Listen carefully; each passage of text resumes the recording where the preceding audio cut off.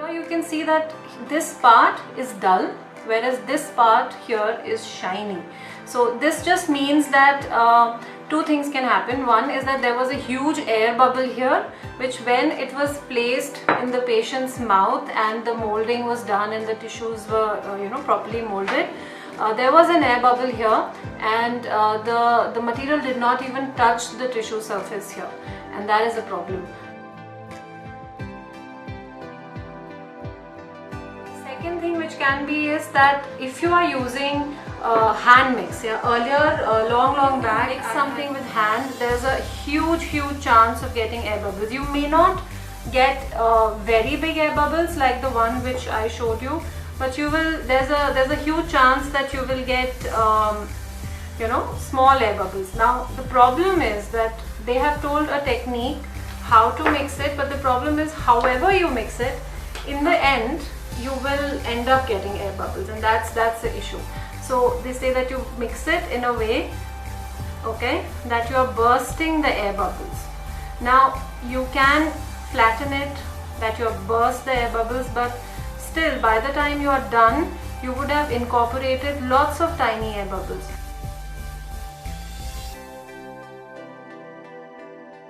Because these air bubbles will end up tearing, and the denture will smell funny and probably will have candidiasis as well. So long-term reliners, chairside, there are a lot of companies that have them. So the ones which I have in my clinic, I have soft reline, tough, medium from Tokoyama. If we have tough, soft, it is a tissue conditioner and not a long-term soft reline. These are all silicone based. So I have this, I have Molosil Plus, which is by Detax. Then the other one which I have is Silagum Comfort. Now this is by DMG. And the fourth one I have is Reviver. This is from Medicept. Now there are a lot of other ones also which are good, others such as from GC, etc. So here what is same is that all of them claim to have 2 years life for these, and all of them are silicone based. What is different, I feel, is the viscosity. Obviously the cost as well, and I feel the longevity as well, but in my hands this has the maximum longevity, and also it has the lowest viscosity, I feel, and that is why the chance of increasing the VD is very low, whereas the highest viscosity I feel is in Silagum Comfort here.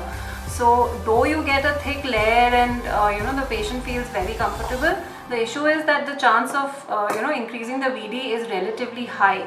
Now Molosil Plus and Reviver, I feel, are both in between these two in terms of viscosity. So all of them work fine. We need to see which case what we need. If we are using Automix cartridges, then we'll need a 1:1 gun where the cartridge fits and then it's ready to inject.